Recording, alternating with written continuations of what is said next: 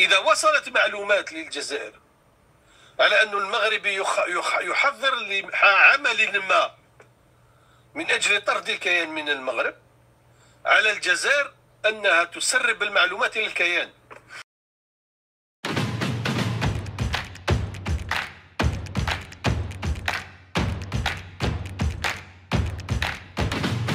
Alors, on va entrer dans le vif du sujet avec une petite vidéo d'une télé très officielle, I24, qui raconte en fait comment cette coopération Maroc-Israël a démarré en 65-67.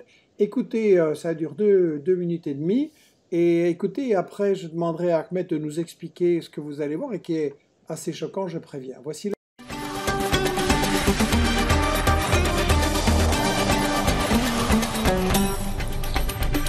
Bonjour à tous, bienvenue, édition spéciale du Magorian consacrée entièrement aujourd'hui au cinquantenaire de la guerre des 6 jours.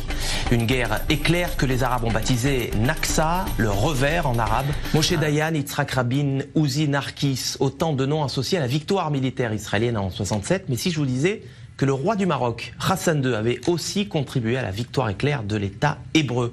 Info, Intox, Johanna Binder, bonsoir. Bonsoir. Alors, est-ce que Israël a effectivement gagné cette guerre de 67 grâce à l'aide du Maroc? Eh bien, sans le Maroc, Israël n'aurait peut-être pas gagné la guerre des 6 jours. Alors, il y a un protagoniste, c'est Nasser, le président égyptien, le leader de la coalition arabe. Alors, dans quel état d'esprit est-il à la veille de cette conférence? Il déclare à Assouan en février: l'année 1965 est la plus dangereuse des années de la lutte arabe.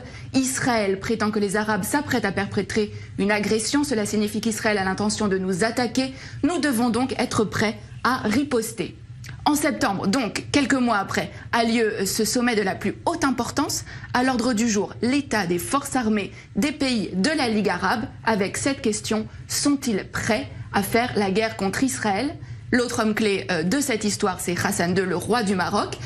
Il va permettre aux renseignements israéliens de connaître ses ennemis. Quand Hassan II a tout enregistré en secret, il n'a pas confiance dans les invités de la Ligue arabe. C'est à peine croyable. Mais qu'est-ce que les Israéliens vont bien pouvoir découvrir sur ces cassettes?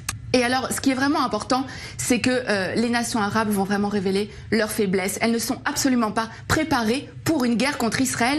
Et c'est vraiment sur la base de ces informations-là que Tsahal va lancer les premières opérations de la guerre des 6 jours en 67. Alors, voilà donc, Ahmed, des révélations qui font qu'on peut parler d'une véritable trahison des dirigeants du Maroc, du dirigeant du Maroc à l'égard de la cause palestinienne et de la cause arabe en général. Exactement. Donc, pour revenir à la vidéo, en 1965, il y a eu un sommet arabe à Casablanca et les dirigeants arabes étaient présents. C'est un sommet de très haut niveau. Et Hassan II, qui avait beaucoup collaboré avec le Mossad dans les migrations des Juifs marocains vers Israël, avait toujours des relations avec le Mossad. Donc, Israël a négocié le fait que le dernier étage de l'hôtel, donc l'hôtel qui s'appelait Casablanca dans ce temps-là, Hyatt Regency, tout l'étage était équipé de micros et le Mossad devait venir. Sauf que la veille ou l'avant-veille, quelques jours avant le sommet, Hassan II avait panique et il a dit ne vous en faites pas, nous allons tout enregistrer et nous allons vous donner.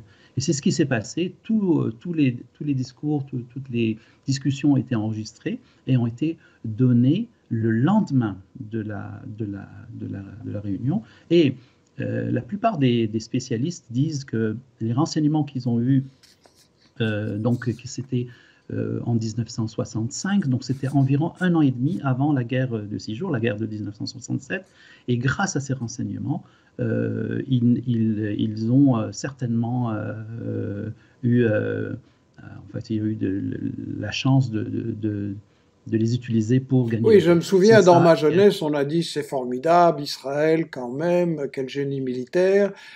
D'une part, il y avait les armes offertes par la France, Et d'autre part, il y avait la trahison de Hassan II, qui a donc joué un rôle très important dans cette victoire. Exactement, une très grosse trahison.